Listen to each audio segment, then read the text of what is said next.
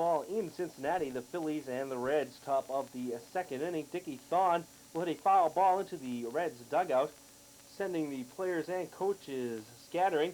Tony Perez picks up Sam Palazzo, who tried to avoid the ball and fell to the floor.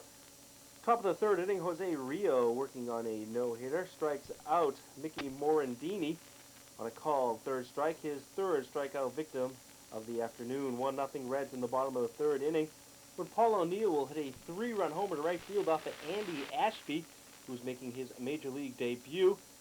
For Paul O'Neill, it's his 13th home run of the year, tying him with Fred McGriff for the National League lead. RBIs 37, 38, and 39, and it's 4-0 Cincinnati. Top of the fourth, Glenn Braggs will drop this Dale Murphy fly ball to left field. That allows John Kruk to go to third base, and Murphy ends up at second base, and they both would eventually score on groundouts. No earned run was charged to Rio. Both were unearned. As we'll take one more look at Glenn Braggs watching Dale Murphy's fly ball in the fourth inning. 5-2 now in the bottom half of the fifth inning. O'Neill at the plate again. This time he gets a base hit to center field. Barry Larkin comes in to score for the Cincinnati Reds. RBI number 40 for O'Neill. He had 4 RBIs in the game, and the Reds' lead is 6-2. Same inning, bases full. Jeff Reed will get a base hit to right field. O'Neill and Chris Sable come in for Cincinnati. RBI 11 and 12 for Reed, and it's 8-2. Top of the sixth inning, John Kruk will hit a solo homer to center field off of Rio. Home run number 8 on the season for Kruk, RBI number 39. But the Phillies still trail by 5 runs, 8-3. Top of the ninth, 9-3 now. Jose Rio will strike out John Morris to end the ball game. His first complete game of the year. He only allowed 4 hits in the ball game. As the Reds win 9-3 over the Phillies, Rio the winner. He's 5-2. Ashby loses in his major league debut, and he's 0-1. Van Slyke and the Pittsburgh Pirates hosting the San Diego Padres in Monday night action. We start in the bottom of the first inning. The Pirates score 4 runs in this inning. Here Barry Bonds hits a ball off of Fred McGriff's glove. Bonds gets a single on the play, and it scores Lloyd McClendon and Bobby Bonilla. The Pirates led 2-0. Then the next batter up in the bottom of the first inning, Jeff King hits an opposite field 2-run home run to right field, his 4th home run of the year. RBIs number 17 and 18 for King, and the Pirates led 4-0 after 1 inning. Then in the top of the second inning, some good defense by the Pirates. Benito Santiago hits a ball in the hole, and Jay Bell backhands it and throws to first for the out. A pretty play by Jay Bell, the shortstop of the Pirates. Moving now to the top of the fourth inning, the Padres get on the board. A wild pitch by Bob Walk scores Tim Tuffle from third base, and the Pirates led 4-1. Then later in the top of the fourth inning, Scott Coolbaugh grounds a single up the middle, scoring Benito Santiago from third base, and the Pirates led 4-2. Then in the top of the fifth inning, Fred McGriff grounds to Lloyd McClendon, who throws wide of home. Tony Fernandez scores, and the score is 4-3 Pittsburgh. Moving now to the bottom of the eighth inning, the Pirates get an insurance run. This is Mitch Webster at the plate. He belts a solo home run to left center field, his first home run of the year. RBI number 6 for Webster, and the Pirates led 5-3. Moving now to the top of the ninth inning, some good defense by the Pirates. Here, Tony Gwynn hits a ball to short center field. Andy Van Slyke makes a nice tumbling catch for the out. Tony Gwynn went 0 for 5 in this game, snapping his 15-game hitting streak. The Pirates defeat the Padres 5-3. Beach ball on his head is on hand as the Atlanta Braves are hosting the Montreal Expos. In the bottom of the first inning, Ron Gant hit Dennis Martinez's first pitch of the game out of the ballpark. Gant's 11th home run of the season gave the Braves a 1-0 lead. The Expos tied it up on a sacrifice fly, and then John Smoltz ran into some trouble in the top of the fourth inning. First he throws this wild pitch in the dirt that scores Dave Martinez and gives the Expos a 2-1 lead. Then with the bases loaded and Delino DeShields at the plate, Smoltz throws ball 4. That forces in Ron Hasse, but DeShields for some reason flings his bat, and you'll see Hasse's reaction to Terry Tata throwing DeShields out of the game because the bat got too close to the fans as far as Terry Tata was concerned. So the score was 3-1 Expos, but they were without the services of Delino DeShields. Now in the bottom of the sixth inning, we'll see some great defense on the part of the Montreal infield.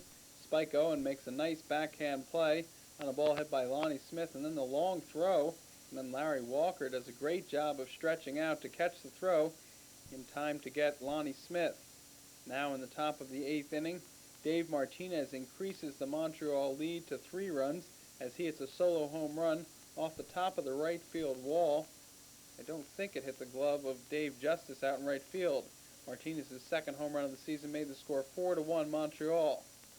In the top of the ninth inning with the score 5-1, Tim Wallach hit his 5th home run of the season, a 2-run shot to left field with Calderon on base, making the score 7-1 Montreal, and that turned out to be the final score.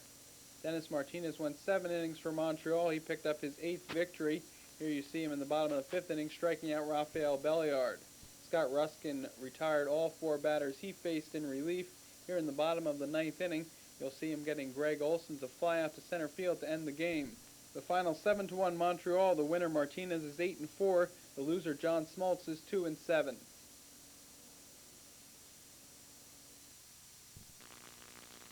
Time in the Texas Rangers hosting the Chicago White Sox in Monday night action from Arlington, Texas. We start in the top of the first inning. Frank Thomas grounds out short to first. This scores Tim Raines from third base, and the White Sox led 1-0. Moving now to the bottom of the first inning, this is starting pitcher Ramon Garcia of the Chicago White Sox. Here he strikes out Brian Downing. Then in the bottom of the second inning, we see Ramon Garcia strike out Juan Gonzalez. Garcia went 7 2/3 innings, allowing 1 unearned run on 3 hits, and he struck out 8 batters. Moving now to the top of the third inning, Ozzie Guillen at the plate. He lines a ball to Julio Franco, who makes a nice lunging catch for the out.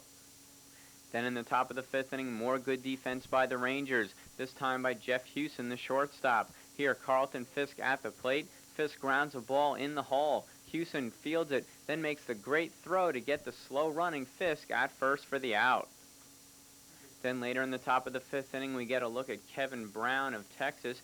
He dueled Ramon Garcia in this game. Brown went 9 innings, allowing 1 run on 3 hits, and he struck out 4 batters. And there he strikes out Sammy Sosa of the White Sox. Moving now to the top of the seventh inning, more good defense by the Rangers, and one more time against Carlton Fisk.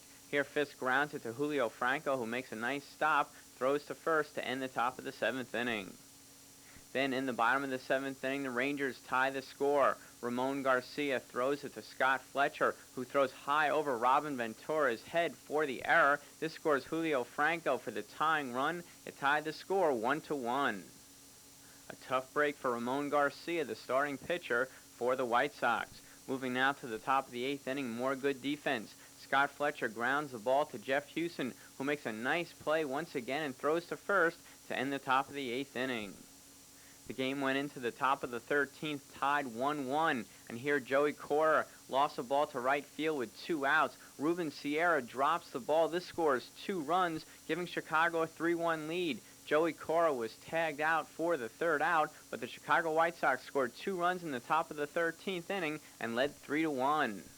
But then in a crazy bottom of the 13th inning, Brian Downing hits a sacrifice fly to right field. It scores Steve Buechele from third base, and the score was 3-2. And then the final out of the game, a weird play. Gary Pettis hits a single off of Dan Pasqua. Joey Cora fields the ball and throws home to get Mario Diaz for the 3rd out and the final out of the game. The Chicago White Sox defeat the Texas Rangers in 13 innings, 3-2. In Chicago, the Cubs are hosting the Los Angeles Dodgers. The Dodgers got on the board in the top of the first inning as the red-hot Juan Samuel hit a solo home run to left field, his 7th homer of the season. That gave him 35 RBIs for the season, and it gave the Dodgers a 1-0 lead. A wild scramble in the stands to see who gets the honor of throwing the home run ball back onto the field, and here's the lucky winner. So it was 1-0 Dodgers, but the Cubs got that one back in the bottom of the first inning as Ryne Sandberg hit a solo home run of his own also to left field.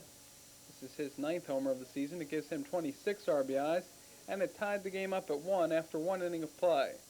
The Dodgers came up with a 5-run top of the 3rd inning. That was capped by this Cal Daniels 2-run home run to right field. This is Daniel's 6th home run of the season, and it gives him 31 RBIs as Eddie Murray comes in to score, making the score 6-1 Los Angeles. Now in the top of the 4th inning, there are 2 outs, and Chuck McElroy strikes out Juan Samuel. But Rick Wilkins misses the pitch, and the pass ball allows Samuel to go to first and extend the inning. That turned out to be very important, as a couple batters later, Eddie Murray came to the plate, and he hit a 2-run single to left field. Butler and Samuel come in to score. Kind of strange coverage here, but the score was 8-1 Los Angeles. And then continuing this horrible inning for the Cubs, Lenny Harris hits his 6th home run of the season, a grand slam home run to right field. That gave Harris 33 RBIs for the season, and it gave the Dodgers a 12-1 lead. The score was 13-1 in the bottom of the 6th inning when Dwight Smith hit a single to right field that scored Andre Dawson and Chico Walker, and that made the score 13-3 LA.